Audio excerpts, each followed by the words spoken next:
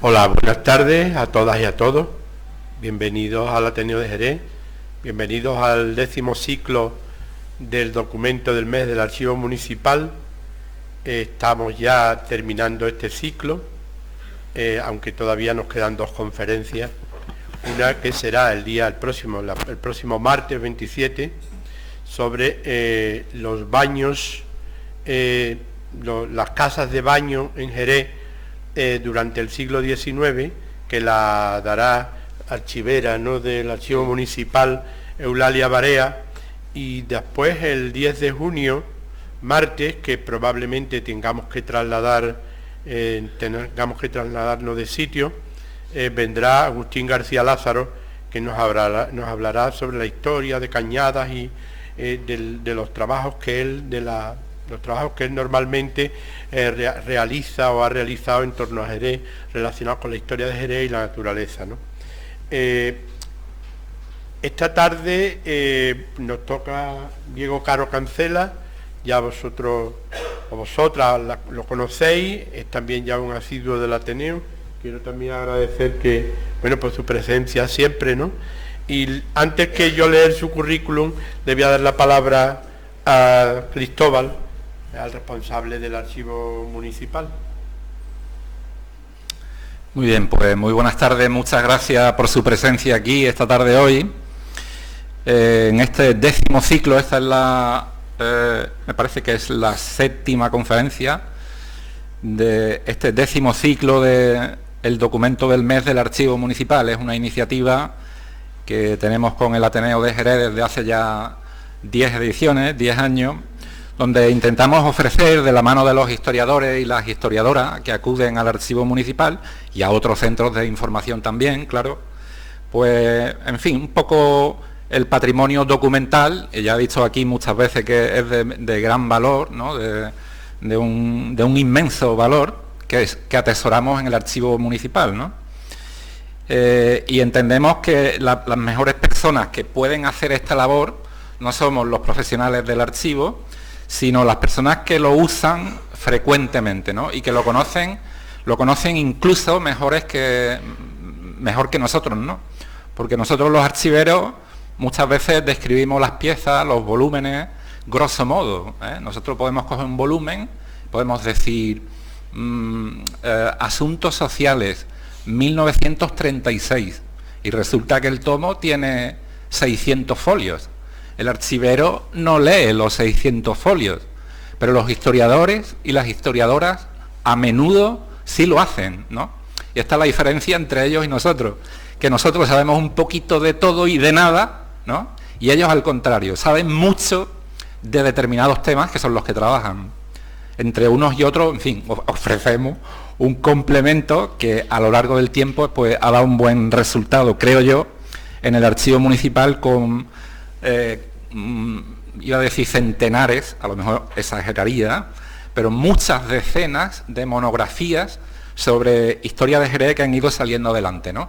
Y muchas conferencias, por ejemplo, aquí en este mismo local, gracias al Ateneo de Jerez, esa sintonía tan grande que tenemos desde hace tanto tiempo, muchas conferencias de estos historiadores e historiadoras que están arrojando luz sobre el archivo. No basta decir, el archivo es fantástico, el archivo atesora tal, sino que hay que, digamos, divulgar de una manera científica y asequible al mismo tiempo ese patrimonio documental. Bueno, no me quiero enrollar, ya Manuel ha dicho las actividades que están programadas, y quiero finalizar mi intervención pues agradeciendo a Diego Caro de manera sincera, ¿no?, y afectuosa también, porque lo conozco hace ya mucho tiempo, no solamente que se haya prestado hoy, igual que otras veces, ha venido aquí a Jerez a dar bastantes charlas, sino su dedicación a la historia contemporánea de Jerez. Es una dedicación, digamos, muy veterana, ¿no?,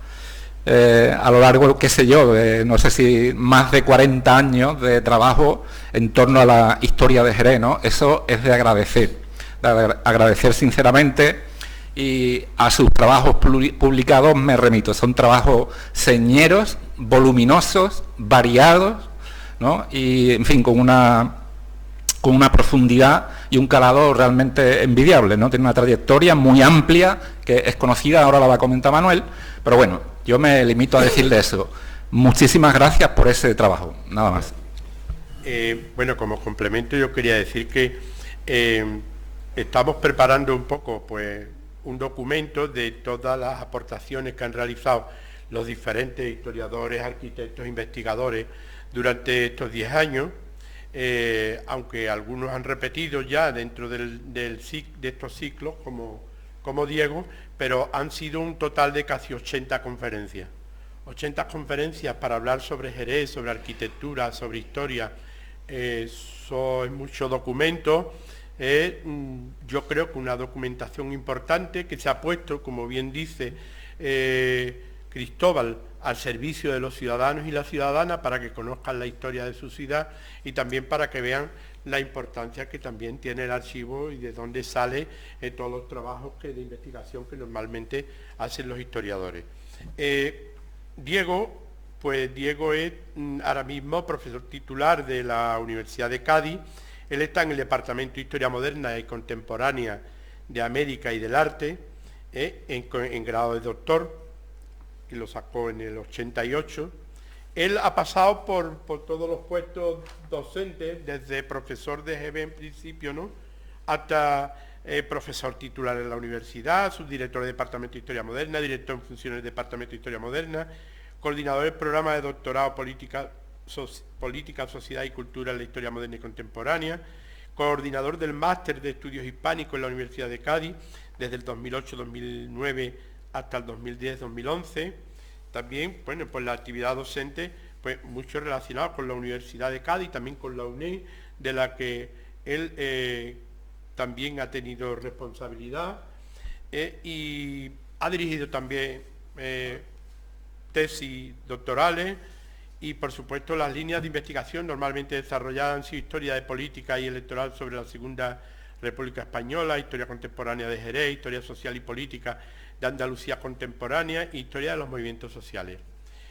La actividad normalmente la ha desempeñado también, ha formado parte de miembros de grupos de investigación diferentes, ha participado también en universidades extranjeras, en Italia, me parece que en Alemania y otra que no, París, la Sorbona. Y en París, en la Sorbona.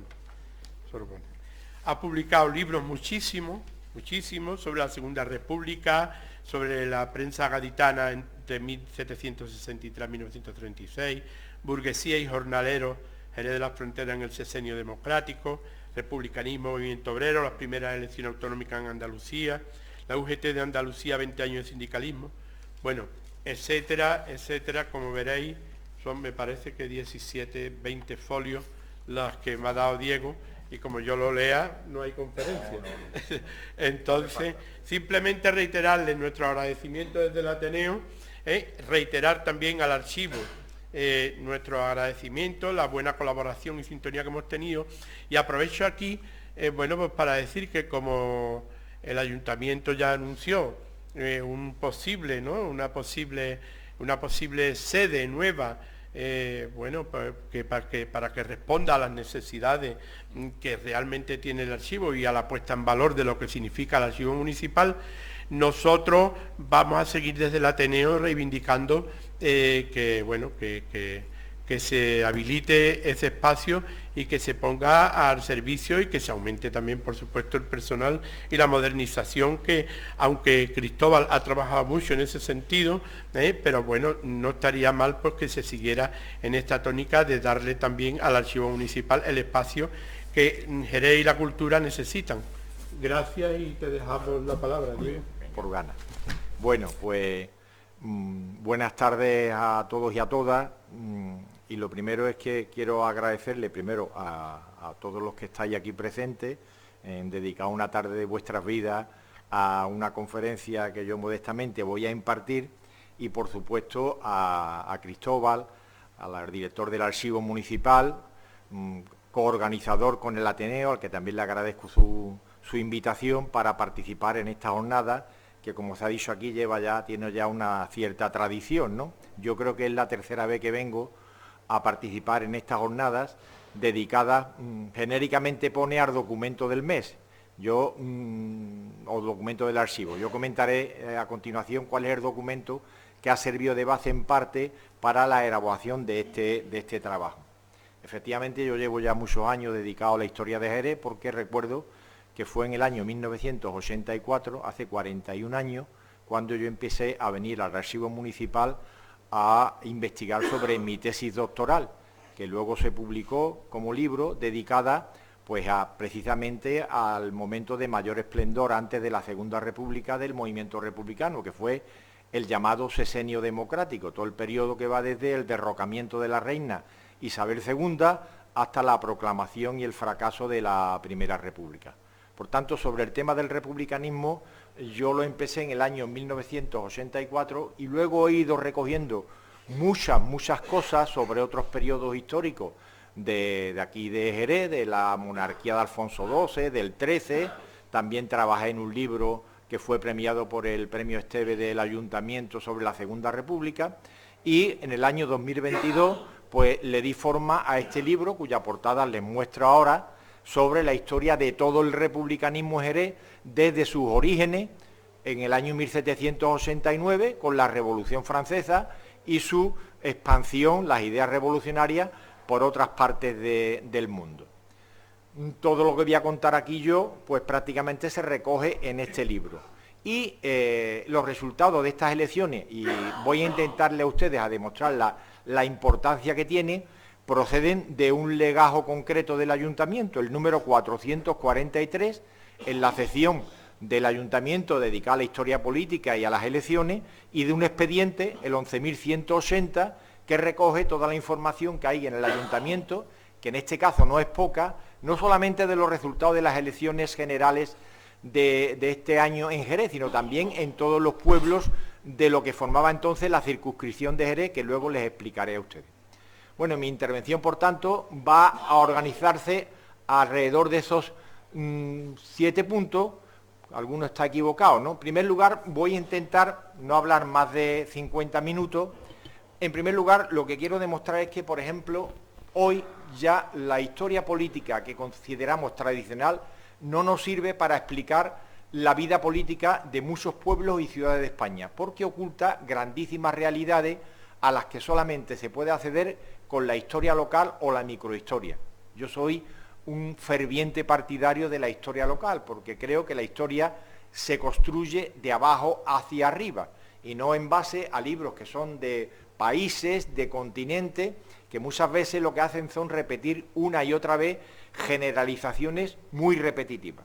En segundo lugar, voy a hablar de lo que ha significado la ideología republicana o el republicanismo como ideología política en la historia contemporánea de Jerez, y en este aspecto les daré a ustedes algunas pinceladas para que tengan una idea, para que vean que el republicanismo no es algo que aparece en el siglo XX, sino que se remonta prácticamente a los orígenes o a los comienzos del siglo XIX.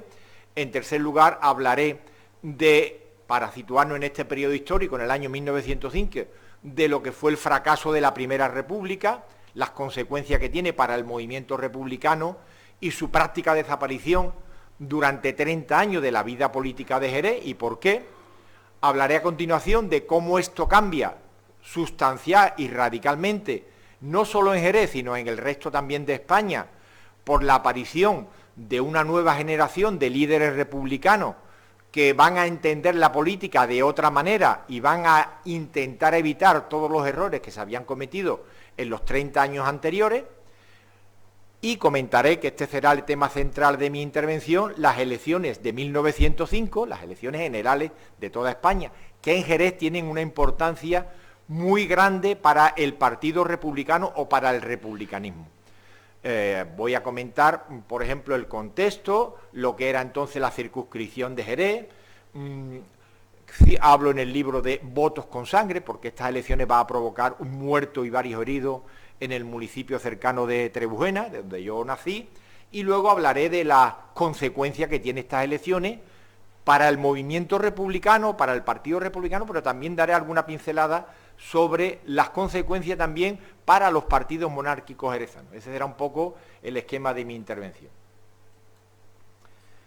Bueno, esta es una foto que me dio en su día José Luis Jiménez, que procede del archivo familiar de la familia de Fermín Aranda, este cirujano y médico de Jerez, que fue una de las grandes figuras del republicanismo jerezano del siglo XX, una persona que estaba vinculada por razones de profesión y de su situación económica a las clases altas de Jerez, pero que igual que otros republicanos de aquí de la provincia de Cádiz, pues siendo miembros de las clases altas, no dudan en vincularse al Partido Republicano, pero no porque fueran revolucionarios, porque para ellos el cambio político solamente era crear en España una república, pues al estilo de lo que era la República de los Estados Unidos, la República Francesa o la República Suiza, es decir, una república eminentemente burguesa, sin ningún tipo de duda.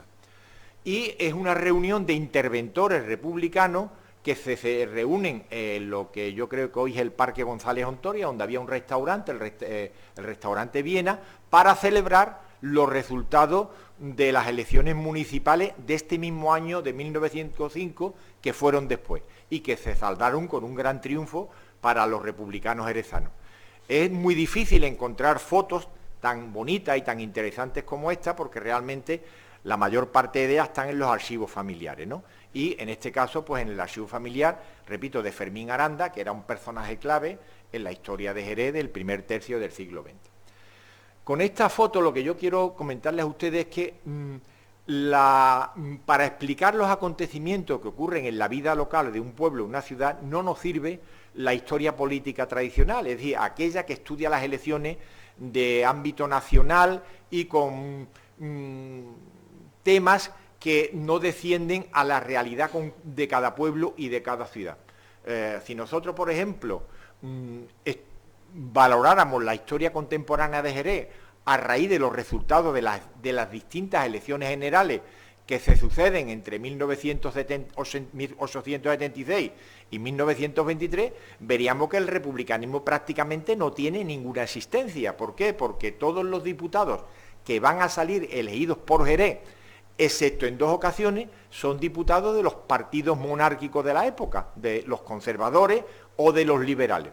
Claro, y cuando salen dos diputados republicanos, que ya les comentaré a ustedes después, lo hacen porque lo meten los monárquicos en sus listas, es decir, dentro de lo que se llamaba el encasillado, si no, no hubieran salido.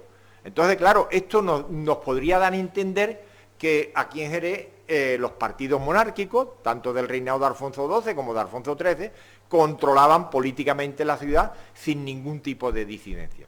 Y esto no es verdad. ¿Por qué? Porque por encima de las grandes magnitudes nacionales o regionales está lo que ocurre debajo, en los pueblos, en las ciudades, lo que llamaríamos, y algún historiador ha llamado, la microhistoria. Esto ya lo descubrió una historiadora argentina que se llama Hilda Sábato, estudiando muy bien la vida política de Buenos Aires en la segunda mitad del siglo XIX, que en parte se parece mucho a la de España porque también allí hay cacique, hay una manipulación electoral, etcétera, etcétera. Entonces ella ya en este libro, que tiene dedicado a la vida política de Buenos Aires del siglo XIX, dice que hay que estudiar la vida política no limitándose solamente a las elecciones, sino que hay que estudiar algo más que es lo que llamaría ella la política cotidiana. Es decir, cómo la gente, por ejemplo, también participa en la vida política, pues por ejemplo, movilizándose en determinados momentos, en manifestaciones de protesta, cuando en España, por ejemplo, la crisis del 98, cuando una huelga obrera, etcétera, etcétera. También dice que es importante, por ejemplo, estudiar la vida política a través de cómo se manifiesta en la prensa y en los medios de comunicación de la época.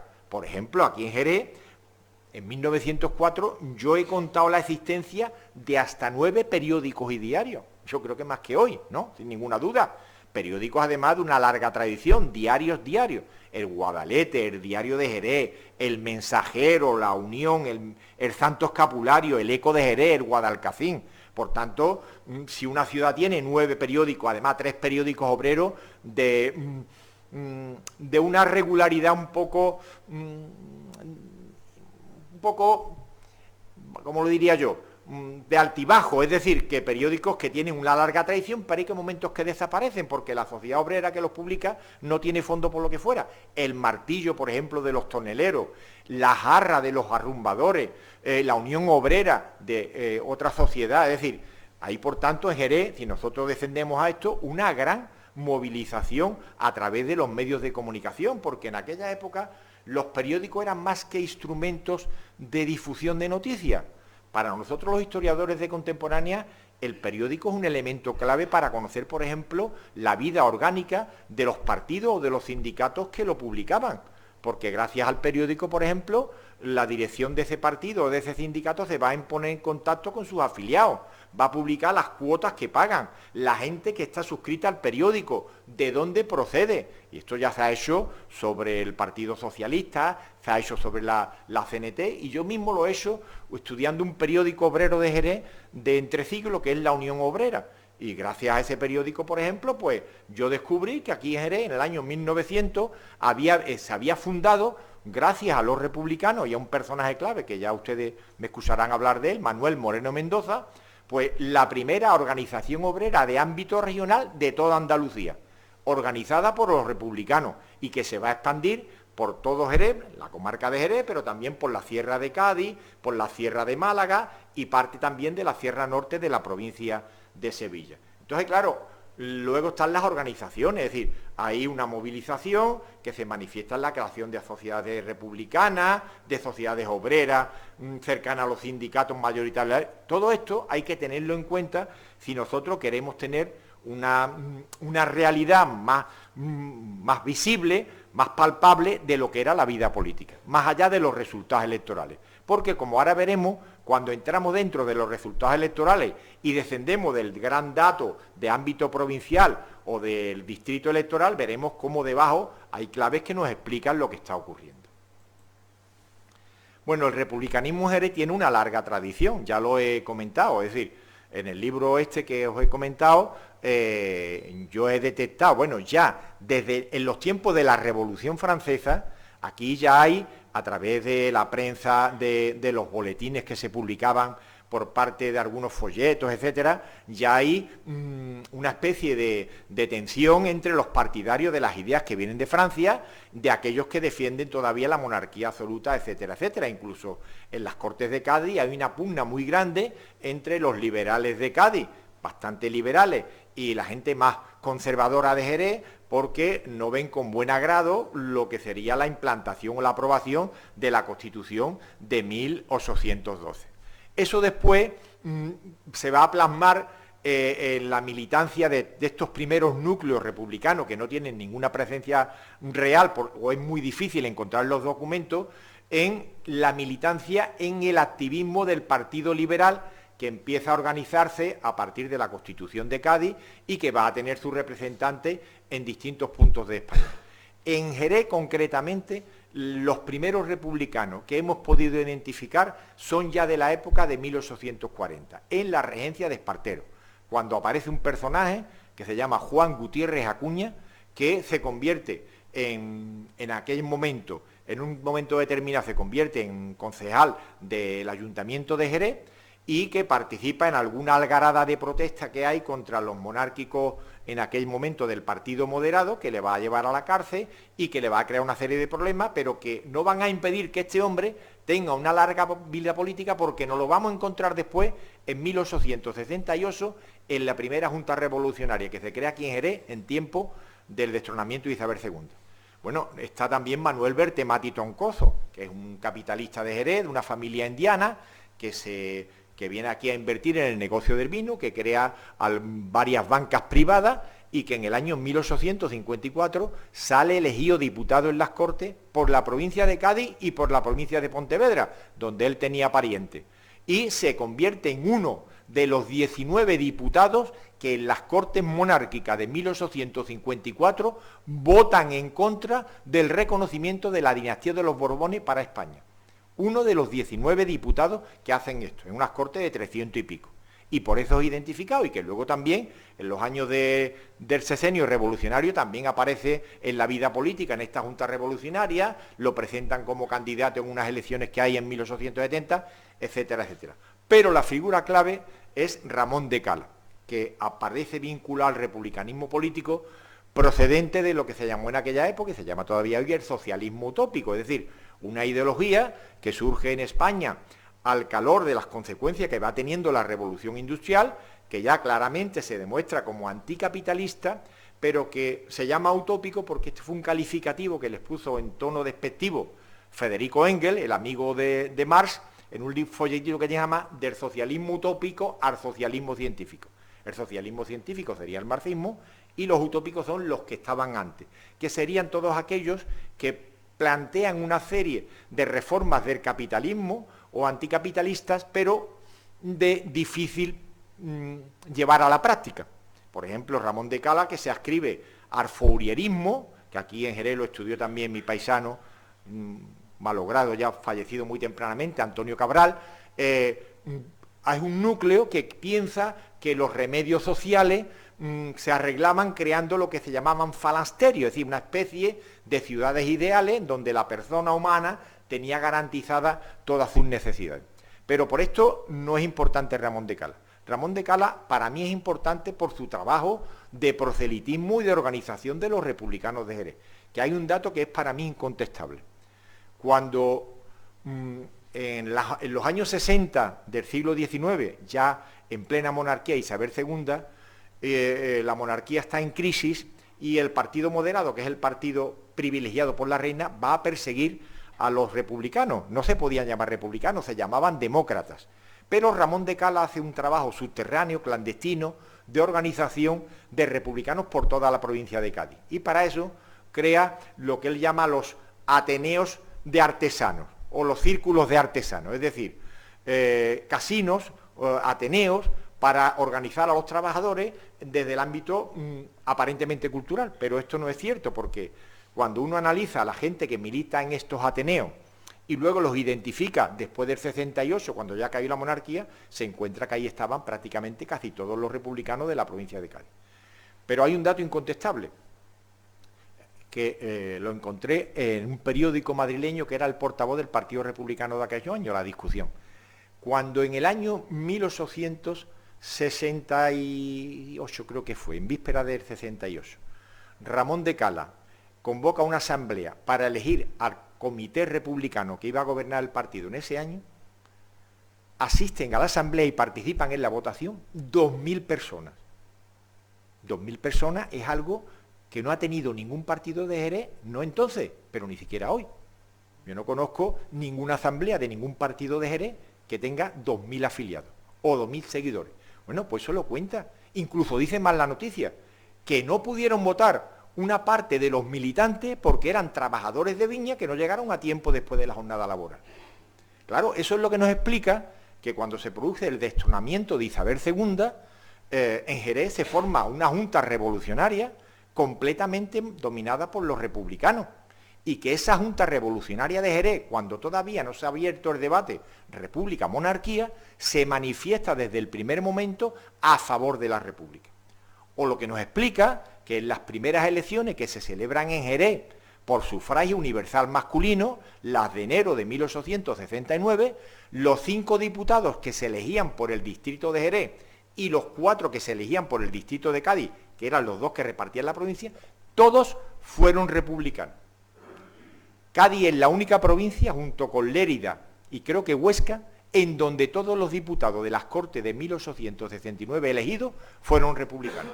En el resto de España no ocurrió así, la mayoría de esas Cortes fueron monárquicas, del Partido Progresista de Prim y de la Unión Liberal del general Serrano.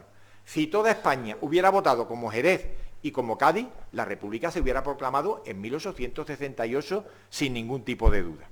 Y es lo que explica que ese republicanismo popular, por ejemplo, pues se manifieste en la calle en protesta por determinadas promesas que el gobierno monárquico, que se forma a continuación, ustedes saben que una vez que se destrona Isabel II, el primer gobierno que se forma, lo que hace es excluir a los republicanos, porque había un pacto firmado por ellos, es decir, entre republicanos, unionistas y progresistas, para derrocar a Isabel II. Pero los monárquicos, que eran los unionistas y los progresistas, cuando forman el primer gobierno provisional, deciden excluir a los republicanos. ¿Por qué? Porque ellos no querían a Isabel II, pero eran partidarios de la monarquía. Por eso van a buscar un rey por Europa y lo encontrará en Amadeo de Saboya, que fracasa también estrepitosamente. Entonces, este republicanismo popular, al que pertenecen muchos trabajadores, pues va a protestar en las calles contra determinadas medidas que no cumple el gobierno, por ejemplo, la abolición de las quintas, que era una contribución que se decía de la sangre, porque el sistema militar de aquella época, no lo puedo explicar aquí todo, es tremendamente injusto. Es decir, al servicio militar iban los pobres porque los ricos se redimían, pagando un dinero al Estado. Entonces, al que le tocaba al servicio militar no solamente era ahí 2 años, sino que te destinaran a las colonias españolas, que cogieran una enfermedad, etcétera, etcétera. Y en Jerez se va a producir un motín contra las quintas en el año, en marzo de 1869, que es el suceso sociopolítico más sangriento de todo el siglo XIX, que se da con decenas de muertos, más de 500 detenidos deportados a los penales de Ceuta, etcétera, etcétera. Por tanto, estamos hablando de un republicanismo muy importante. Pero la República llega en el año 1873, cuando fracasa la monarquía de Amadeo de Saboya. Carlos Marx, el fundador del marxismo, tiene una frase que a mí me gusta mucho y me llama mucho la atención, siempre la digo, ¿verdad?, que dice: el caso de Amadeo de Saboya, que como sabéis es un rey que viene de Italia, porque lo busca Prim, después de fracasar varios candidatos que hay, llega al trono en 1870 y está hasta febrero del 73, 2 años y pico. Por la mala suerte, como ustedes saben, que cuando llega a España lo primero que hace es ir al velatorio del general Prim, que es víctima de un atentado, lo matan en la calle del Turco, y es uno de los grandes misterios, entre comillas, de la historia contemporánea de España. ¿Quién mató al general Prim? Porque ahí se mezclan muchos intereses y muchas teorías. Y ahora, hace algunos años fue el bicentenario de su nacimiento y se publicaron varios libros, en fin, algunos con teorías bastante disparatadas, ¿no? Bueno, pues fracasa Amadeo de Saboya, y entonces, ¿qué se hace?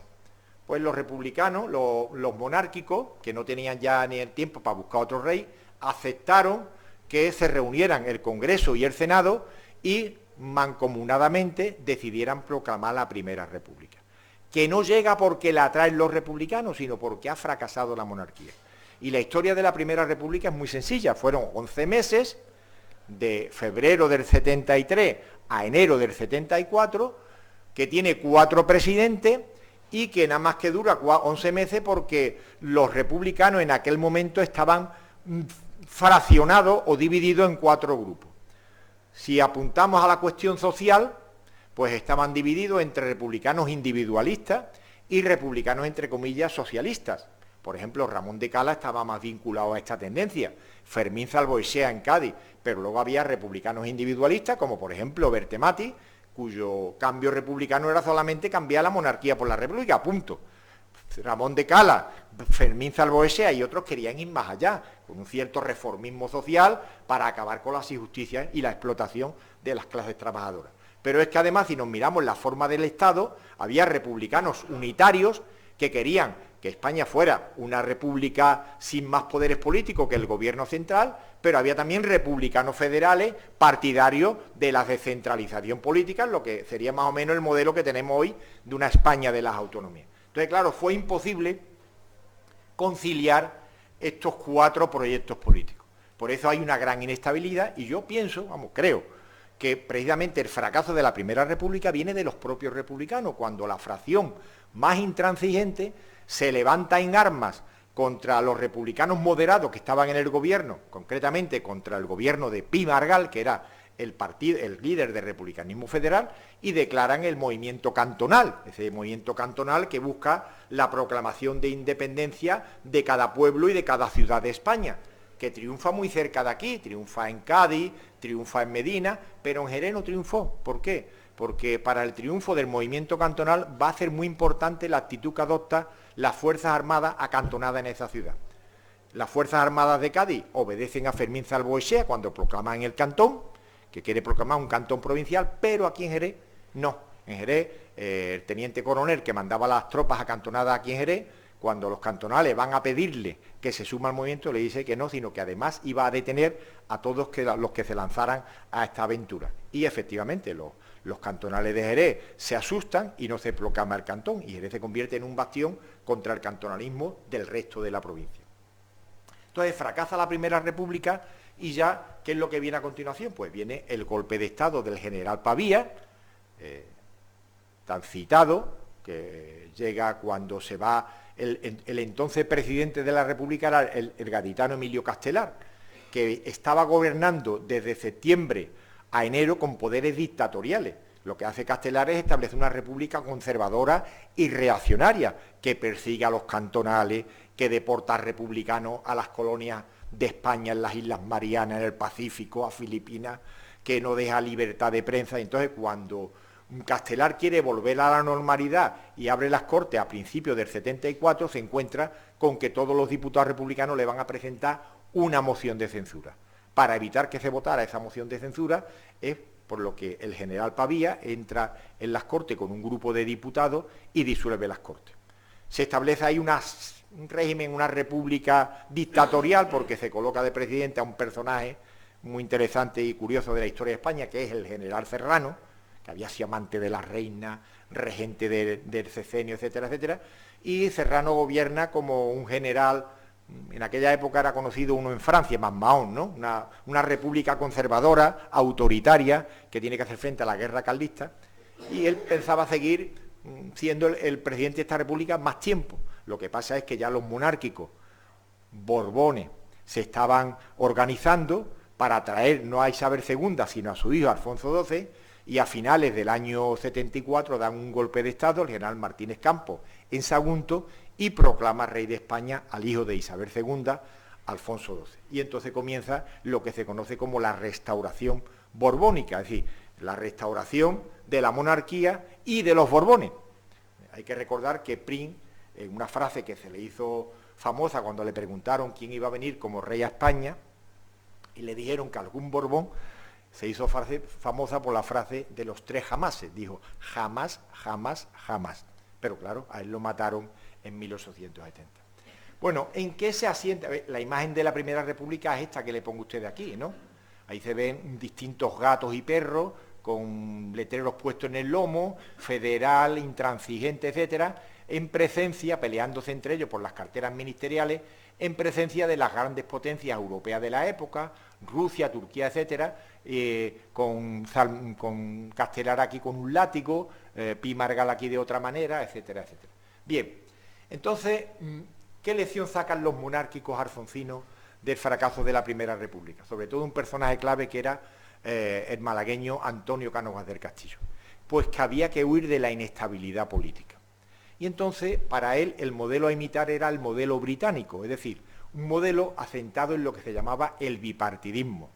2 partidos políticos se asentarían en el poder y se turnarían pacíficamente, de acuerdo ellos con el rey, para dar la imagen de que hay un cambio político y de que hay democracia.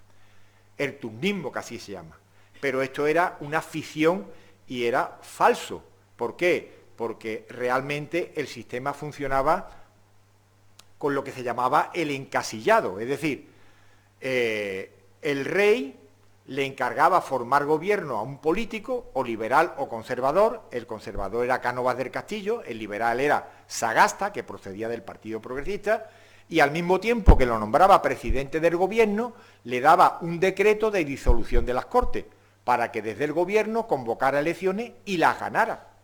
Ese era el objetivo, es decir, por tanto era lo más contrario de la democracia, ¿no? En donde el gobierno se forma como resultado de unas elecciones, ¿no? Aquí no, aquí primero se forma el gobierno y después se convocan unas elecciones. ¿Para qué? Para que las ganara el partido que estaba en el gobierno. Entonces, para hacer las listas, lo que se utiliza es un sistema que se llama el encasillado, que consistía en que Cánovas y Sagasta se ponían de acuerdo, dividían el mapa de España en provincias, en casillas, y metía junto al lado del distrito electoral el diputado que contaba con el beneplácito del gobierno. Y ese era el que tenía que salir elegido por lo civil o por lo criminal, como ustedes quieran, ¿vale? O por el caciquismo, Bueno, está por aquí Miguel Ángel Barrone, que ha visto el encasillado, el papel en el archivo de Antonio Maura en Madrid. Es decir, que esto no es ninguna ficción, ¿verdad? Pero se hacía así. Entonces se daba una imagen de mucha tranquilidad, pero claro, ustedes se preguntan, bueno, entonces a la gente ¿para qué se le llamaba a votar? Pues yo se lo digo a ustedes, para nada. Las elecciones estaban adulteradas desde el principio. De hecho, Joaquín Costa, uno de los grandes ideólogos del regeneracionismo, que criticó este sistema caciquil, que así se llamaba, decía que esto era como una masonería, hay una pantalla de la política oficial, pero la política real es la que se hacía desde atrás, ¿no? O, por ejemplo, una frase muy conocida, que también a mí me gusta mucho decir, de Antonio Maura, que será el que sucede a Cánova al frente del Partido Conservador, también autor del encasillado. Y cuando le preguntaron a Cánova, a Antonio Maura un día que definiera este sistema, él lo dijo de esta manera, dice, este es un sistema según el cual delincuentes honrados cometen delitos inocentes. Eso es lo que consideraban ellos que estaban haciendo. Entonces, las elecciones normalmente no servían para nada. ¿Hasta cuándo? Y esto es el matiz que yo quiero introducir aquí ahora. Pues mientras que el sufragio fue censitario, bueno, hay que decir que en el sexenio, en la Primera República, el sufragio era universal masculino, pero que cuando vuelve Alfonso XII se vuelve al sufragio censitario, es decir, al voto de los que pagaban contribución o tenía algún tipo de fortuna. El jornalero, el pobre, que no tenía ni donde caerse muerto, perdía los derechos políticos, ¿vale?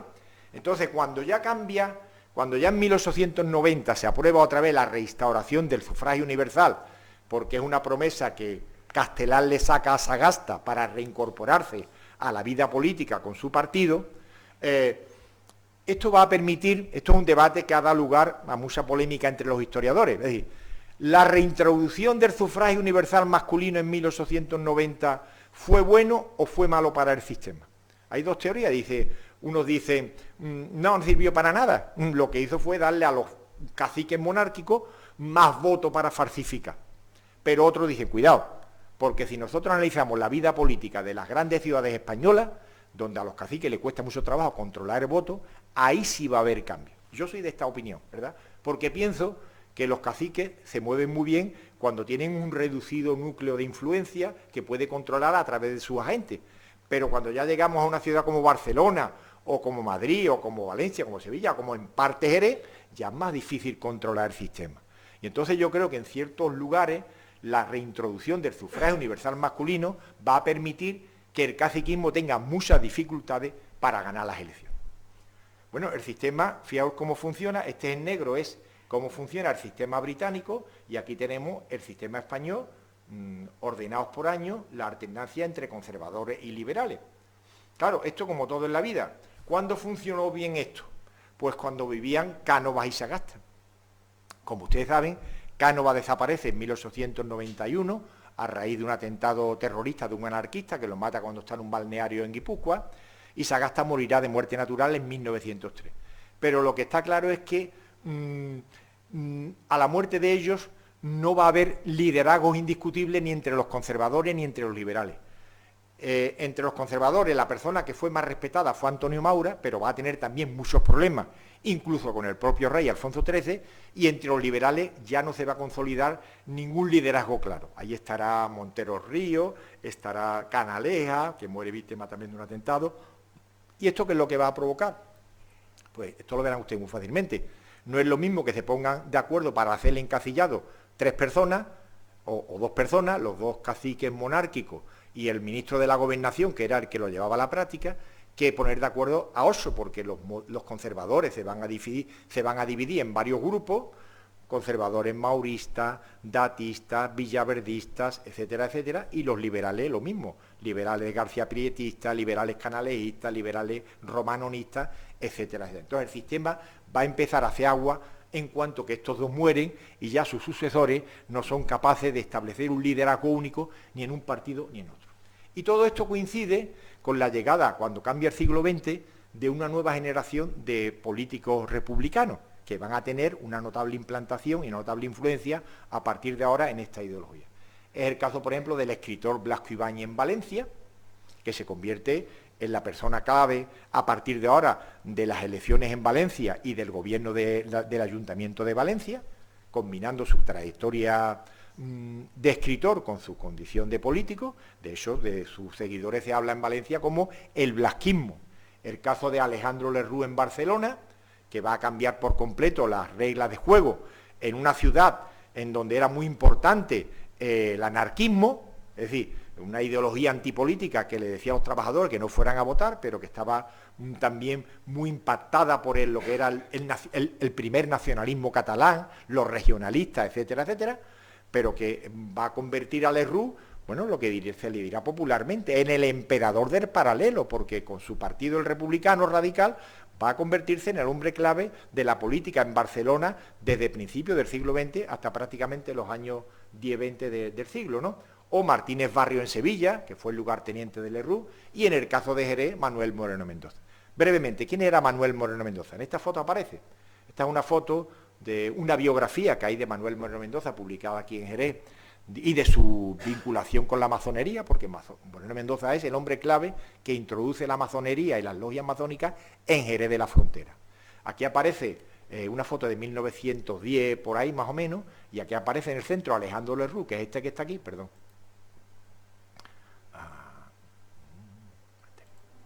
Aquí tenemos a Alejandro Lerroux, y este que está aquí en la esquinita con un sombrero era Manuel Moreno Mendoza. Manuel Moreno Mendoza era un jornalero que viene a Jerez a trabajar en el campo de Medinasidonia. De eso fue detenido en los años 80, acusado de estar vinculado a la, entre comillas, mano negra.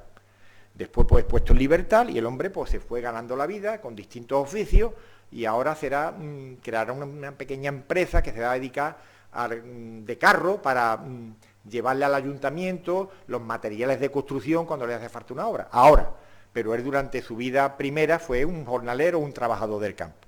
Pero él se casa con un señor que era José Gallego Paz, que era un profesor de instituto, que era también republicano, que también vinculado a la masonería, y ahí parece que hay una transmisión de ideología y de todo, y cuando muere Gallego Paz, como ahora veremos, pues Manuel Moreno Mendoza, por su activismo, se convierte en el hombre clave del republicanismo jerez. ¿Por qué los republicanos van a tener, a partir de ahora, mayor éxito político de los que habían tenido en los 30 años antes? Pues porque cambian la manera de hacer política de los republicanos. Por ejemplo, los monárquicos no querían que la gente fuera a votar, no les interesaba, no servía para nada. Entonces, permanentemente no la alientan abiertamente, pero no tienen ningún interés en que las clases populares y los trabajadores participen en la vida política. Entonces llega Moreno Mendoza, llega Lerroux y llegan esta gente y dicen, no, ustedes tienen que ir a votar, porque a ustedes también les gobiernan esta gente y le afectan a sus intereses. Por tanto, es importante que los trabajadores vayan a votar, cosa que, por cierto, les crea un grave problema de confrontación con los anarquistas, que eran antipolíticos por otras razones, y que van a acusar a Lerroux y a Moreno Mendoza, aquí en Jerez, de ser vividores de la burguesía, porque lo que quería era que los trabajadores se corrompieran con la política. Después van a crear centros políticos y asociativos. Las primeras casas del pueblo realmente con esta denominación la crean los republicanos, la de Lerroux en Barcelona, aquí en Jerez, luego es una denominación que cogen los centros socialistas, pero van a recibir el nombre de Casa del Pueblo, ¿para qué? Para que los obreros fueran allí a reunirse, para dar clases nocturnas a los trabajadores, para hacer asambleas, etcétera, etcétera. Incluso articulan un discurso político, que lo veremos en los periódicos republicanos de Jerez, que tiene un matiz claramente populista, en el sentido de que es un discurso político donde se presenta a la monarquía y a los monárquicos como símbolo de todo lo que es la corrupción y la degradación moral, y la república y los republicanos como la alternativa llena de virtudes, del símbolo de la ilustración, etcétera, etcétera, etcétera. Y en donde también aparece el anticlericalismo, es decir, la lucha contra la influencia de la Iglesia en la sociedad como una seña de identidad permanente. ¿Por qué? Porque en estos años la Iglesia era la mejor aliada que tenía la monarquía en España y en muchos lugares, ¿no? Entonces el anticlericalismo era una manera también de combatir los privilegios que la Iglesia católica tenía en España. Entonces los primeros signos de cambio llegan en 1904. Ya, por ejemplo, cuando muere José Gallego Paz, que repito, era un profesor de instituto, su entierro fue espectacular, por lo que nos dicen las crónicas. Asisten más de 2000 personas que acompañan el féretro desde su domicilio aquí en el centro de Jerez, pasa por la calle Caballero, donde estaba entonces la sede republicana, con una bandera republicana y con un pañuelo de luto, pasan por el instituto y se paran allí y llegan al cementerio en Santo Domingo. Y bueno, una de las personas curiosas que llevaba uno de los lazos del féretro era un señor que luego va a tener mucha vida política en el Jerez de los años siguientes, que será un catedrático de latín del instituto, que era Antonio Roma Rubí, que va a ser republicano, pero que termina ya en los años 20 y 30 en el Partido Socialista. Y será una persona clave en el socialismo jerezano. Después también es importante porque el 11 de febrero es la única fiesta importante que tenían los republicanos. Era la fiesta de la proclamación de la Primera República. Y siempre en los periódicos republicanos se recordaba esta efeméride y no tenía mucho que recordar, ¿no? También se recordaba a Riego, se recordaba a Mariana Pineda, pero lo que era fijo era el 11 de febrero. Celebrar un acto político, un acto literario en la Casa del Pueblo Republicana, alabando la Primera República, etcétera, etcétera, era muy importante. Era prácticamente casi lo único que se hacía a lo largo del año, ¿no? Entonces, aquí también se hace. Y en el año 1904... Moreno Mendoza da un meeting, da una charla en el Círculo Republicano y empieza a criticar a la monarquía como institución. Entonces, la gente de la autoridad que está allí presente, porque en aquella época, según la ley de asociaciones, todos los actos públicos que se organizaban tenían que tener un agente de la autoridad, y a nosotros nos ha venido bien para los historiadores, porque sus informes son una base muy importante para conocer qué se cocía allí, pues ordenó paralizar el acto por ofensas a jefe del Estado. Moreno Mendoza lo llevan no detenido, tiene que comparecer ante el alcalde de Jerez y de buena primera se enteran de que lo han detenido por ofensa al jefe del Estado. Bueno, hay una presión social importante en la ciudad, tan importante que Moreno Mendoza sale casi inmediatamente de la cárcel, y cuando en el mes de julio se celebra su juicio en la audiencia de Cádiz, pues resulta que el agente de la autoridad que lo había ordenado la suspensión del mitin, cuando va a comparecer allí y le pregunta si considera que Moreno Mendoza ha insultado al jefe del Estado, al rey, entonces era ya Alfonso XIII, dice que no, que él lo que había visto era comentarios genéricos sobre la institución. Claro, se retira la acusación más importante que había y Moreno Mendoza pues sale absuelto de este juicio en loor de multitudes. Luego también es importante porque el año 1904 viene a Jerez Vicente Blasco Ibáñez. ¿Para qué viene a Jerez Blasco Ibáñez? Que ya era un escritor reconocido, un escritor que vendía miles de libros y era probablemente en aquella época el escritor que ganaba más dinero con la literatura. Lo seguirá ganando años después, ¿no? De hecho terminó viviendo en la Costa Azul francesa, ¿no? Y llevando el cine de Hollywood, una de sus novelas, Las Cuatro Jinetes del Apocalipsis, la llevó al cine, ¿verdad? Pues viene aquí a recoger materiales para la novela que estaba preparando, que publicará al año siguiente, titulada La Bodega, ¿no? Pero Vicente Blasco Ibáñez ya viene aquí como una persona reconocida, ya no es ningún republicano al que las clases altas quieren, no, lo reciben en las bodegas, lo atienden en los cines, le dan banquetes, etcétera, incluso una bodega, pues llega a imprimir una etiqueta de la Unión Vinícola con el nombre de Blasco Ibáñez. Y no lo he puesto ahí, pero lo voy a comentar, es importante también porque en noviembre de 1904 se funda uno de los periódicos republicanos más importantes de Jerez, que no tiene larga vida, pero que para nosotros los historiadores los 5 o 6 años que se publicó son fundamentales. La Unión se llamaba, el periódico de los republicanos jerezanos, que se publicaba los miércoles y los sábados, pero que va a estar vigente prácticamente 4 o 5 años y que nos da muchísima información de lo que eran entonces la cultura republicana, ¿no? Allí se habla de la dialéctica república-monarquía, del anticlericalismo, de la reforma social que eran necesarias para acabar con la injusticia, de cómo el Partido Republicano está creciendo en el distrito de Jerez. ¿Por qué? Porque los republicanos de Arco le escriben una carta y le dicen, mira, que estamos aquí reunidos, que hemos reunido el comité local y somos tantos afiliados. Los de Trebujena, por lo mismo, le dicen, mira, hemos constituido la Junta Municipal de Trebujena, los republicanos, somos 169 afiliados. Los de Paterna, lo mismo, ¿no? Entonces, claro, podemos seguir con una fuente de primera mano todo lo que es la evolución de este partido. Y para estas elecciones, pues va a ser una fuente, para mí, fundamental. Bueno, pues, en este contexto se convocan las elecciones de 1905, unas elecciones generales que se convoca porque hay una crisis política que derriba al gobierno conservador de Raimundo Fernández Villaverde, que era uno de los sucesores de Cánovas del Castillo y que estaba ahí disputándole el liderazgo del Partido Conservador a Antonio Maura, y dentro del turnismo, el rey Alfonso XIII le encarga formar gobierno, en este caso, a un liberal, a Eugenio Montero Río, que era un político gallego, de toda la vida un cacique gallego, que va a colocar como ministro de la Gobernación, para que preparara las elecciones, pues a un personaje familiar, a su yerno, a Manuel García Prieto, el marqués de Alucema, que luego será un destacado político en años sucesivos, ¿no? Bueno, pues se convocan las elecciones para que, una vez que se forma el gobierno, el rey le da el decreto de disolución de las Cortes, convoca elecciones, las convoca para el 17 de septiembre. Y Jerez era entonces, en este mapa lo podéis ver bien, entonces no es como ahora que la circunscripción electoral hoy es la provincia, ¿no? Hoy se vota para elegir a los diputados por la provincia de Cádiz, ¿no? Después también elegimos a los senadores, votamos a 3 senadores y luego son 4 porque uno queda para la minoría, también por la provincia de Cádiz. Pero en aquella época no. En el año 1879 hay una reforma electoral que cambia la conformación de los distritos electorales de España y que divide a las provincias en 2 tipos de distritos electorales. Lo que se llaman las circunscripciones, que eran territorios que agrupaban a varios municipios y que elegían a más de un diputado. En la provincia de Cádiz esto era el caso de Jerez y de Cádiz. Jerez era una circunscripción porque va a elegir a 3 diputados. Y luego estaban los distritos uninominales, que solamente eligen un diputado. Por ejemplo, era un distrito uninominal los varios pueblos de la Sierra de Cádiz, que van a elegir a un diputado.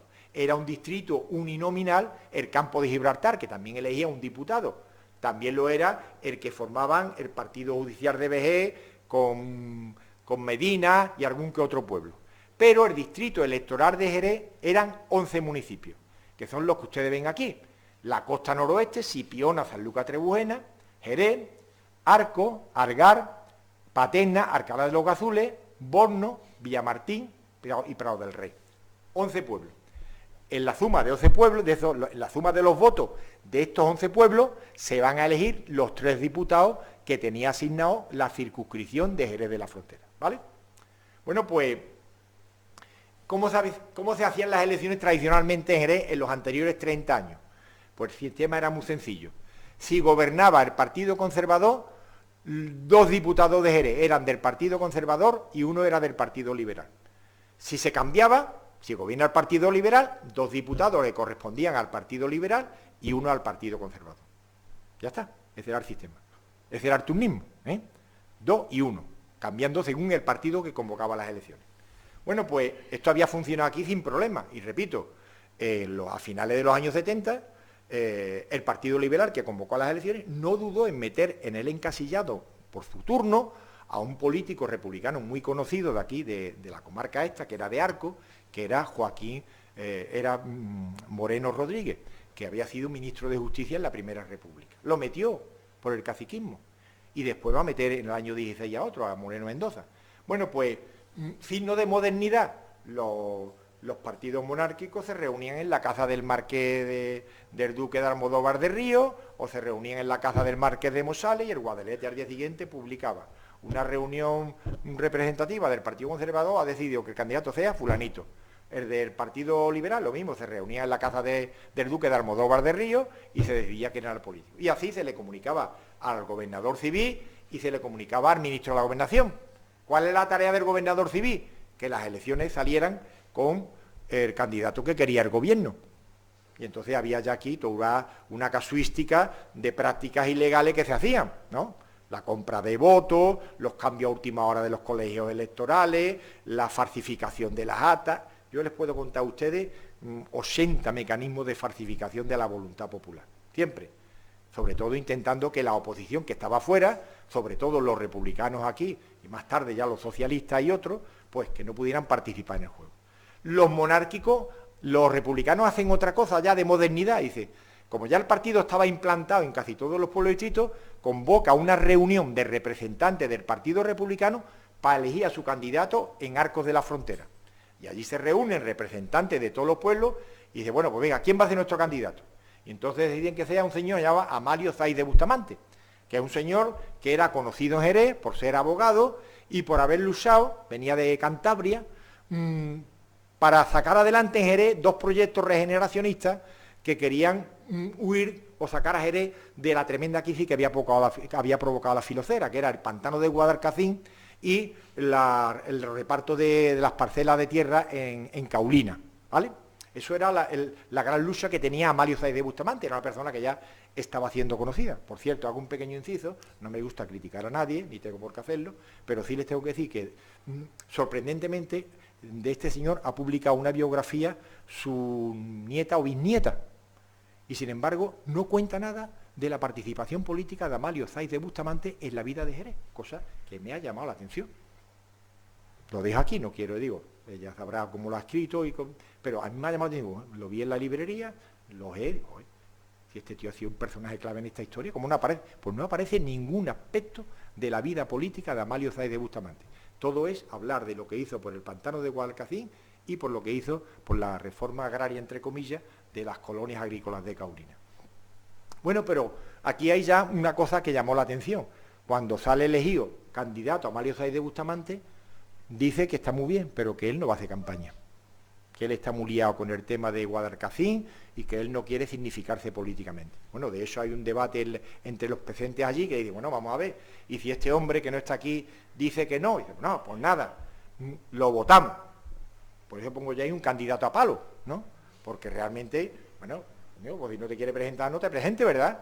Bueno, de eso los monárquicos van a utilizar en la campaña el argumento de que Amalio Sáiz de Bustamante se iba a retirar el mismo día de las elecciones, cosa que no hizo, por cierto, ¿eh?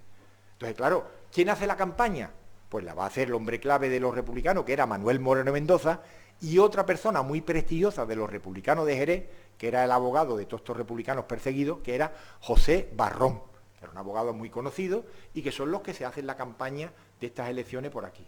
Bueno, la campaña se hace, la Unión da mucha información de la campaña, y incluso aparece un personaje en algunos actos, que es Manuel Mayor, que era un señor viejísimo ya, que había sido republicano en los tiempos del sexenio y que aparece ahí presidiendo el mitin, que era una manera de buscar la tradición dentro de los republicanos jerezanos. Bueno, se celebran las elecciones, no ocurre prácticamente nada, ahora comentaremos algunas cosas, pero sí hay un hecho violento que yo, que he estudiado todas las elecciones de aquí de Jerez, de la Restauración, es el único hecho violento con muertos que se produce en todos estos tiempos de la monarquía de Alfonso XII y Alfonso XIII.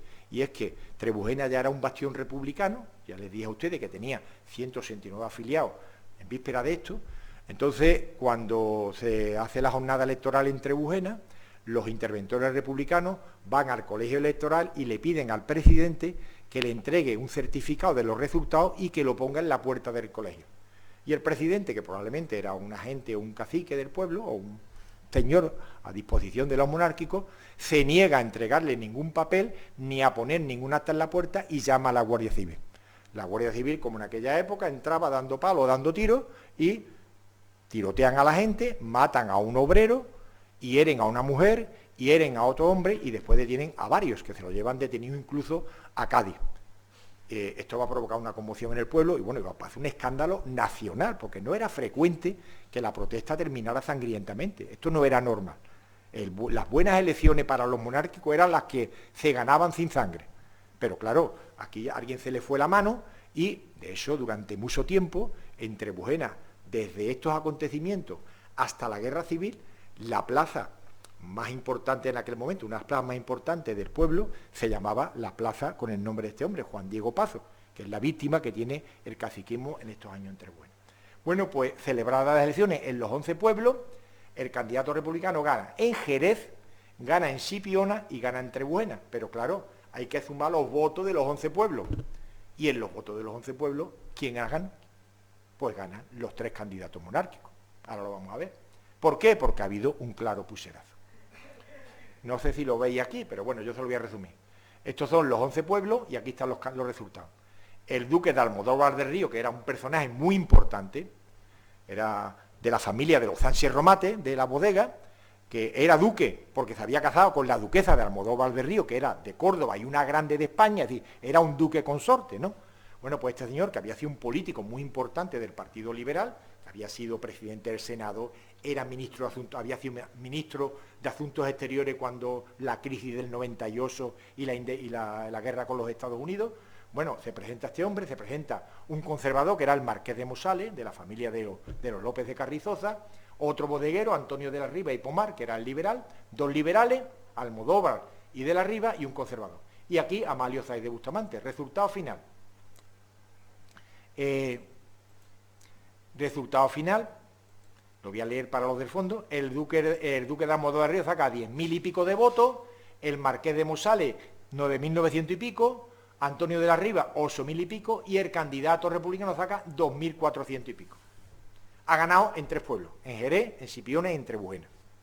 Pero por ¿cómo ganan los monárquicos en Jerez? Yo creo que hay cuando uno analiza este documento, que yo le he dicho que está en el archivo, bueno, se ve claramente en algunos colegios electorales. Por ejemplo, en el Jerez rural, en el colegio del Valle del Mimbra, donde el día de las elecciones los monárquicos y los agentes monárquicos no dejaron que estuvieran presentes los interventores republicanos, los echaron de allí.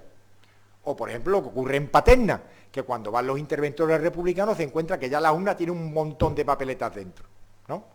O lo que ocurre en Argá, donde los datos que dan el escrutinio que habían hecho, las actas que habían recogido los republicanos, no tenían nada que ver con las que habían dado los monárquicos. O, por ejemplo, los datos de San Lucas, que no se los he comentado a ustedes porque lo he puesto aquí antes, que demuestra un puserazo espectacular. Lo vamos a mirar. Mirad los resultados de San Lucas. San Lucas era durante todos estos años el bastión de los monárquicos para falsificar las elecciones. Es decir, en San Lucas no hay un movimiento republicano fuerte, era un cacicato del conde de los Andes, que tenía allí una gran finca, y en San Lucas una y otra vez los monárquicos falsifican las elecciones descaradamente. Bueno, antes de las elecciones, a principios de septiembre, hay un mitin republicano en San Lucas, que dice la prensa republicana que reunió a cientos de personas en el mitin, que se quedaron fuera incluso en la calle del teatro principal. ¿Cuántos votos sacaron los republicanos en San Lucas? 27. ¿Cuánto sacó el duque de Almodóvar del Río? 3.000. El marqués de Mosales, 2.800. Y Antonio de la Riva, 2.000. Sí, 27 votos. Cuando días antes había un mitin con cientos de personas, eso no se lo cree nadie. Pero bueno, aquí en lo del Mimbral es lo que nos lo dice claramente. Aquí se ve. No puede haber interventores republicanos, pues imagino que las actas las harían ahí como les dieron la gana.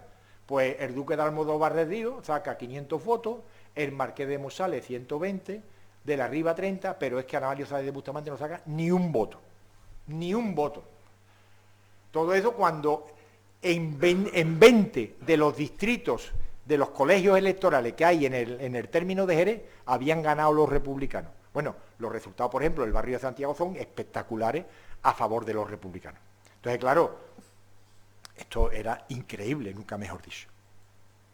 Bueno, pues lo que va a provocar la irritación y sobre todo va a llamar la atención de toda la prensa nacional será el muerto de Trebujena, la sangre de los votos, etcétera, etcétera. Por eso toda la prensa republicana de Madrid, El País y otro periódico republicano denunciarán esto una y otra vez, ¿no? ¿Y cuál es la crítica que se le hace a los monárquicos sobre los resultados de las elecciones? Pues la crítica fundamental es la siguiente. Hay una ideología obrera en la comarca, que es el anarquismo, que propugna la antipolítica. Bueno, resulta que ustedes, caciques monárquicos, cuando hay un partido republicano que quiere aceptar la legalidad y que quiere que los obreros participen en política, ustedes lo hacen víctima de todos los pucherazos habidos y por haber. ¿Cómo van a querer ustedes que los obreros participen en política? Ese es el argumento fundamental. Y eso es lo que van a denunciar en el Congreso de los Diputados, porque claro, en aquella época, ¿dónde se discutía la validez de las actas?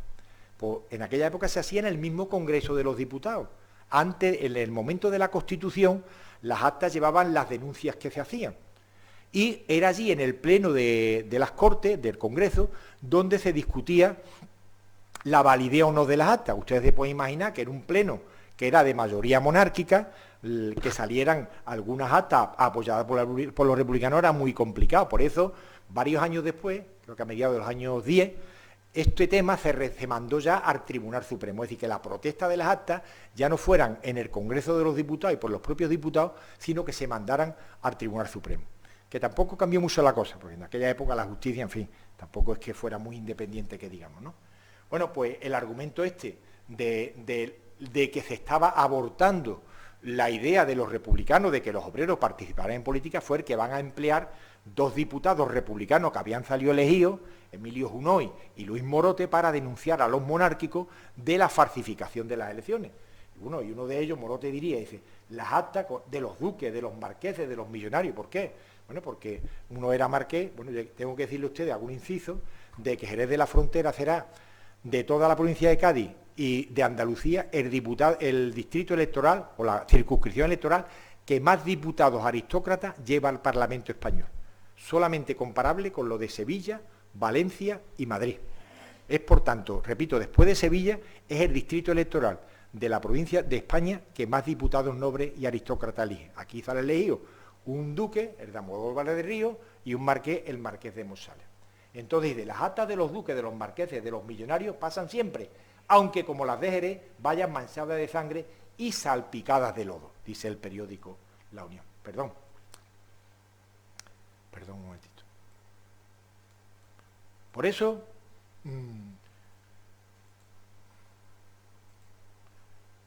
claro, causó una gran indignación en toda la prensa republicana, en todos los sectores progresistas de la sociedad, el puserazo con el que se habían saldado estas elecciones en Jerez. Y aunque hay una derrota ahora, pero meses después, en noviembre del año 1905, se van a celebrar unas elecciones municipales. Y los republicanos habían aprendido la lección. Por eso, en las siguientes elecciones que hay aquí en Jerez, la candidatura del Partido Republicano, que estaba formada por 7 republicanos y 6 candidatos que iban dentro de los republicanos, pero que se declaraban independientes del partido, es la que gana por abrumadora mayoría esas elecciones municipales de ese año. Por esto, si hubiera sido por los resultados electorales de las municipales de ahora, o por ejemplo, de las del año 1910, Jerez podía haber tenido un alcalde republicano. ¿Por qué Jerez no va a tener ningún alcalde republicano bajo la monarquía de Alfonso XII y Alfonso XIII? Porque en aquel momento se consideraba Jerez en la condición de una gran ciudad en la que la monarquía tenía la capacidad para nombrar digitalmente al alcalde de turno, con independencia de cómo fueran los resultados electorales. Por eso incluso en 1910, que los republicanos tienen mayoría, en algún momento se quedan solo en el ayuntamiento porque los monárquicos denunciaban a los republicanos y les decían que iban al ayuntamiento, entre comillas, a hacer política. Van ahí a fumarse un puro, ¿no? ¿Qué era hacer política? Denunciar los chanchullos de los monárquicos, denunciar favoritismo, las contrataciones irregulares, los abusos de los cobradores de consumo, etcétera, etcétera. Por eso yo creo que a partir de ahora esto será muy importante a partir de ahora, y ya nunca será igual en la vida política. De eso, y ya voy terminando, prueba evidente de que los republicanos ya harán una realidad muy importante en la ciudad es lo que va a ocurrir en 1916, para desgracia de los republicanos, porque fue lo del cuento de la manzana de Adán y Eva. Es decir, en 1916 se convocan unas elecciones por el Partido Liberal. Y el Partido Liberal Jerezano, que era muy débil, porque después de la muerte del duque de Almodóvar del Río no tiene un liderazgo claro, ¿a quién le ofrece formar parte del encasillado monárquico? A Manuel Moreno Mendoza, que lo acepta. Y entonces lo meten en la candidatura para irritación de otros republicanos de la provincia, y Manuel Moreno Mendoza salió elegido diputado. Y estuvo 2 años de diputado, del 16 al 18. Eso fue un pecado que cometió y que le va a costar al republicanismo jerezano su práctica desaparición de la vida política local desde 1918 hasta el final de la dictadura de Primo de Rivera. ¿Por qué razón? Por una razón muy sencilla.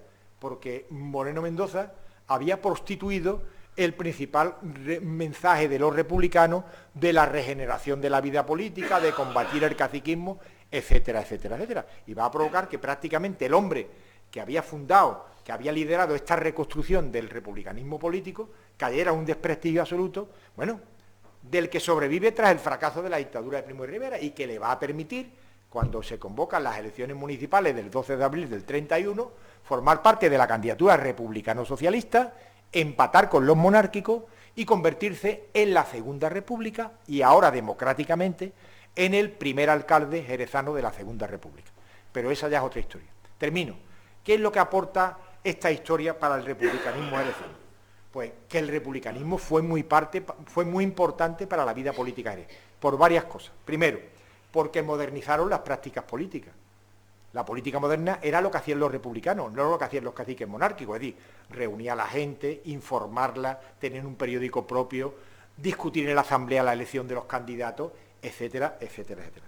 Incentivaron, y esto es muy importante, que frente, por ejemplo, al antipoliticismo del movimiento anarquista, porque consideraban que la política era perniciosa para los trabajadores, ellos van a incentivar la participación de las clases populares en la vida política.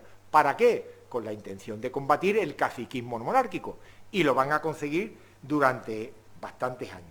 Y luego crearon también una cultura política que va a tener un gran vigor en esta sociedad, amparada, bueno, en los valores de lo que hoy nos parece que no es posible, ¿no? En la regresión en la historia, es decir, en los valores de la ilustración, del progreso, de la modernidad, etcétera, etcétera.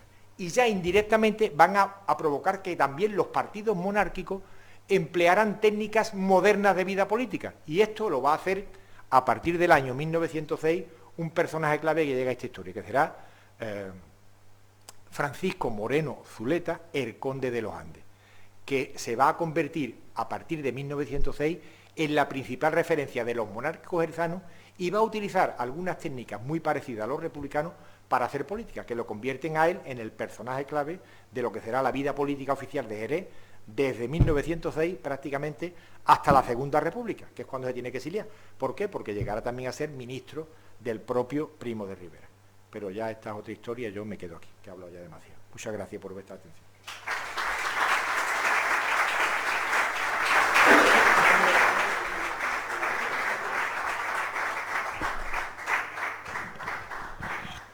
Bueno, ¿alguien quiere hacer alguna pregunta al conferenciante?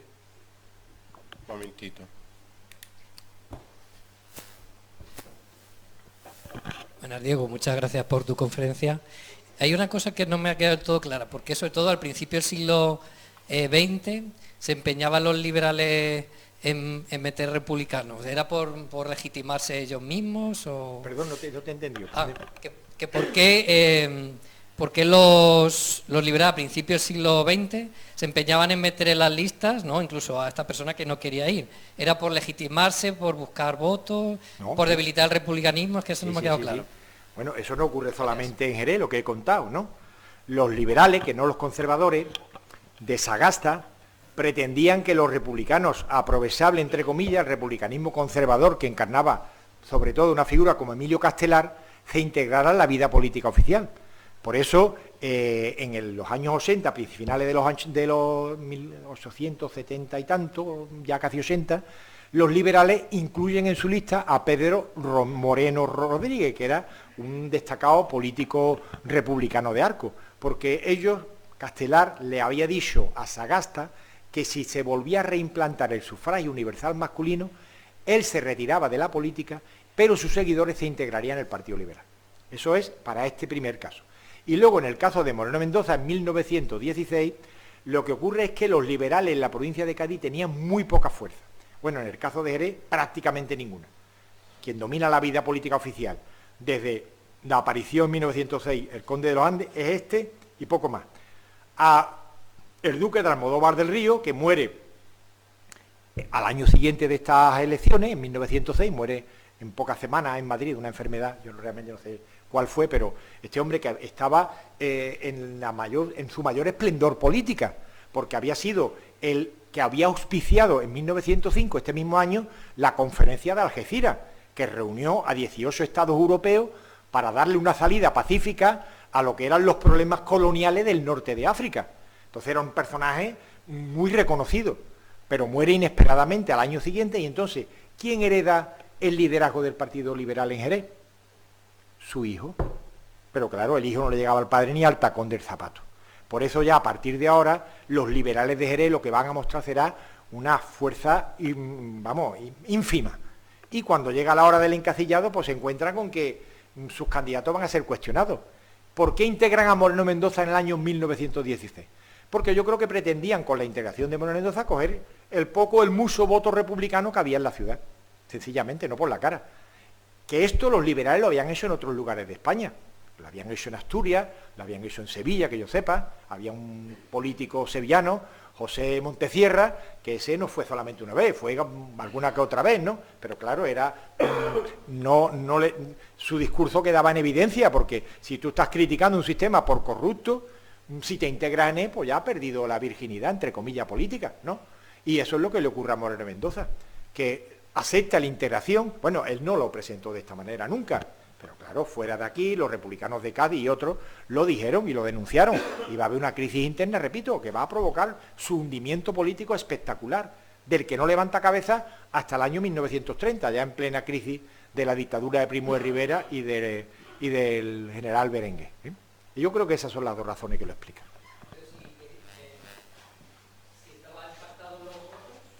Sí. Bueno, sí, pero estamos diciendo también que habría una cierta... Claro, que habría... ¿Para qué quieren más votos si...? No, sí, pero se trataba de reforzar una candidatura, que en este caso serían un liberal, el republicano y un conservador, ¿vale? Bueno, fíjate, ya te comento. Fíjate cómo sería la cosa, la presión que hubo, que ese año el gobierno obliga al conde de los Andes a no presentarse por Jerez. ¿Y qué es lo que hace el conde de los Andes?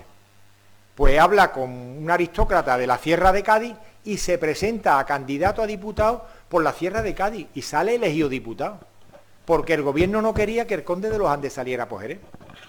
¿Me entiende? Entonces lo que pretendía era que su candidatura, es decir, que el encasillado no fracasara en Jerez, arramblando o recuperando todos los votos que fueran posibles. Y el gobierno que convoca las elecciones y los políticos que hacen el encasillado, lo que creía era que con Moreno Mendoza dentro, los republicanos apoyarían la candidatura. ¿Eh? ¿Por qué? Porque, como he comentado antes, que hubiera muertes por medio era para ellos desagradable. Se trataba de ganar las elecciones, entre comillas, con el menor sacrificio posible. ¿Me explico? Entonces, el menor sacrificio entraba la compra de votos, entraba la falsificación de las actas, pero que no hubiera muertos de por medio. ¿Entiendes? Por eso lo hacían, no lo dieron por la... Y porque ya reconocían en él una cierta autoridad política en la ciudad, lógicamente. ¿Eh? Si no, no lo hubieran metido, desde luego. ¿Me entiende o no? Es por lo menos lo que yo lo entiendo así. Mira, la historia de los republicanos es amplísima y usted es riquísimo en datos, ¿no? Pero le voy a decir, me gustaría que hablara un poco de José Paul y Angulo. Oh. Que ese hombre era jerezano y republicano. Hombre. Bueno. Y famoso. No, sí, hombre, claro, es tan famoso como, más famoso que Ramón de Cala en España, porque como usted bien sabe, Paul y Angulo, dentro de lo que fue el misterio del asesinato del general Prim, fue el chivo expiatorio del mismo. Ya está. Paul y Angulo, brevemente, una breve... No puedo... Bueno, hay un libro de uno de los hermanos Cuevas, en fin, manifiestamente mejorable, porque yo creo que es un libro que ni siquiera cita las fuentes que emplea, que está muy... Yo creo que es muy deudor de fuentes que le da la familia Paul, pero que no la cita en el libro. Pero Paul y Angulo era como Ramón de Cala, era un joven burgués de la ciudad de Jerez, Ramón de Cala lo era menos, que a finales de... cuando se está preparando el pronunciamiento contra Isabel II, la policía detiene a la gente que el general Prim tiene en España como enlace con los golpistas, entre comillas, que era Antonio Pérez de la Riva, que era otro jerezano del Partido Progresista. Entonces, como Paul y Angulo conoce a Prim en Londres, Prim le encomienda más o menos que fuera la persona que lo representara ante los restantes militares conjurados, Serrano, Topete y compañía, y de hecho se convierte en el hombre de confianza de Paul y Angulo. ¿Qué es lo que ocurre? Que lo que Paul y Angulo no esperaba, porque era republicano, es que Prim acogiera con prontitud la causa de la restauración de la monarquía. Es verdad que no con los Borbones, y por eso se va a dedicar a buscar un rey fuera de España, que esto da para otra historia. Bueno, la guerra franco-prusiana de 1870 lo provoca este tema. Es decir, Francia entra en guerra con Alemania porque no acepta que el candidato fuera el duque de Hohenzollern, que era un candidato de la monarquía austríaca y alemana, ¿no? Es decir, y entonces se escoge a este hombre. Y a partir de ahí, Paul y Angulo se siente traicionado por Prim. Y entonces funda, como tenía dinero, era una familia bodeguera, patrocina la fundación de un periódico en Madrid que se llama El Combate. Y en El Combate pues va a lanzar artículos periódicos poniendo a Prim a París una y otra vez. Y lo más sencillo que dio fue que era un traidor, Bueno, incluso se le atribuye haber dicho que a cada cerdo le llega su San Martín.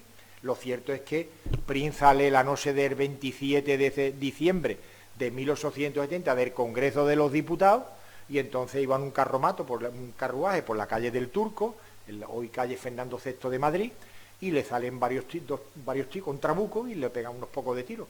Que por cierto, uno de sus ayudantes era otro jerezano, era González Nandín, que fue el único que dijo, porque inmediatamente se dijo que Prim había reconocido la voz de Paul y Angulo entre los de los trabucos. Y este González Nandín, que era de Jerez también, creo que era un teniente coronel del ejército, dijo que conocía a González Angulo, pero su voz no la había escuchado, ¿no? Total, que como Paul y Angulo tenía como diputado 15 causas abiertas en el Congreso de los Diputados, pendiente de la concesión de un suplicatorio por las cosas que había escrito y había dicho sobre el gobierno de la época. Pues en aquel momento Paul desaparece de España. Y entonces todo el mundo pensó que había sido Paul y Angulo, y entre ellos los que estaban interesados en ocultar otras responsabilidades, como el gobernador civil de Madrid, que era progresista, y algunos otros. Y ya a partir se montó la teoría de que Paul y Angulo era el que estaba detrás del atentado de Prim.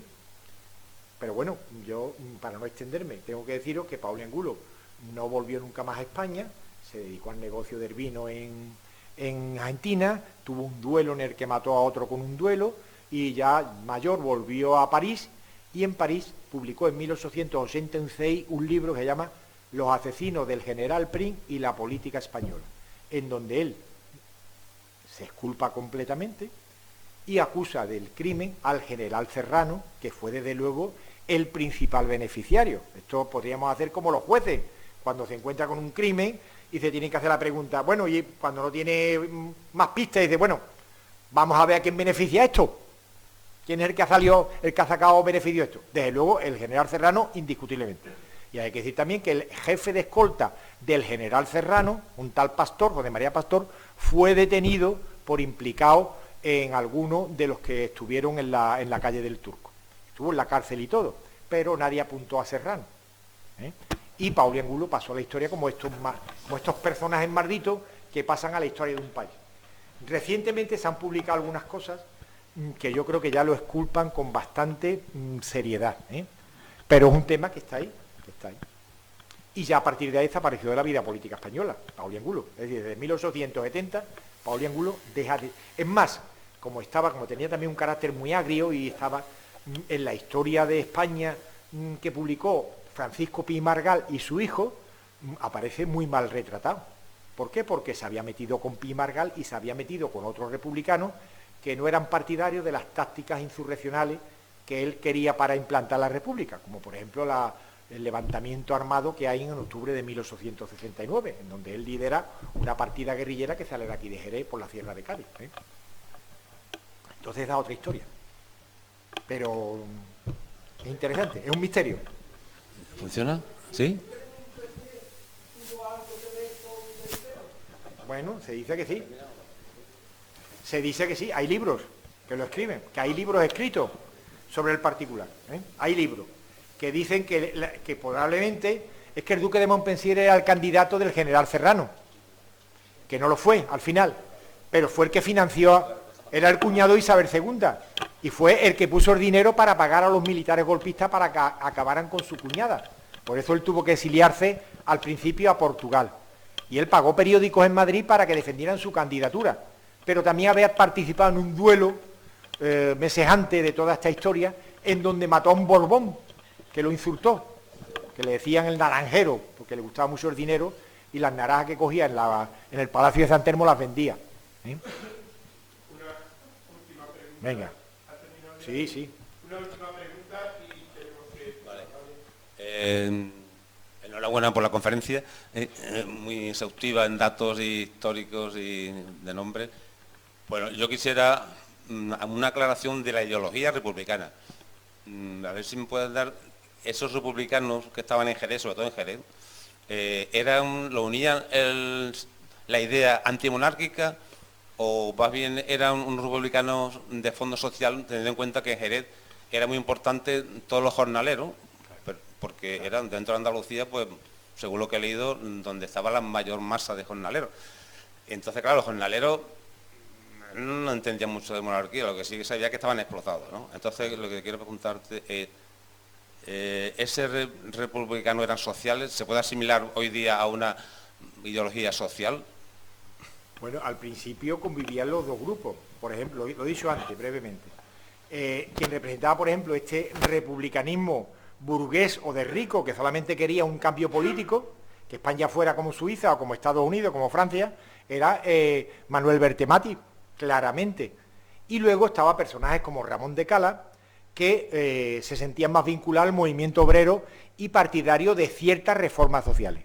Eso sí, el republicanismo nunca fue, como luego sería el anarquismo, o como ya por entonces era el anarquismo y el socialismo, una ideología anticapitalista.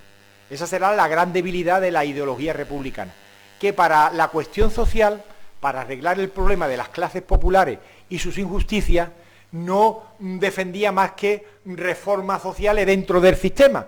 Por ejemplo, Ramón de Cala pues va a escribir y va a defender los falasterios, cuando ya el socialismo utópico en España había prácticamente desaparecido, pero él escribirá un libro muy conocido en 1886, a raíz de un cuestionario que le pregunta el problema de la miseria resuelto por la armonía de los intereses humanos, en donde él decía que la solución estaba en los falasterios, en estas sociedades utópicas que había inventado Fourier, un socialista utópico francés, en los años 20 del siglo XIX, pero que ya estaba prácticamente fuera de todo onda, ¿no? Entonces, sí arreglar el problema de las clases populares, pero no aboliendo el sistema capitalista, sino reformándolo. ¿Cómo? Pues mejorando, por ejemplo, creando cooperativas obreras. Aquí en Jerez hay varias cooperativas obreras de capital social, mejorando los salarios de los trabajadores, estableciendo los jurados mixtos para que las condiciones de trabajo se negociaran entre los propietarios y los obreros, cosa que no existía antes, etcétera, etcétera. Es decir, medidas reformistas que no iban al hoyo del anticapitalismo, pero que pretendía aliviar o amortiguar las injusticias del sistema. Entonces, Ramón de Cala sería un paradigma de este republicanismo más socialista, entre comillas, él se definía como socialista, y Manuel Bertemati de este republicanismo claramente burgués e individualista.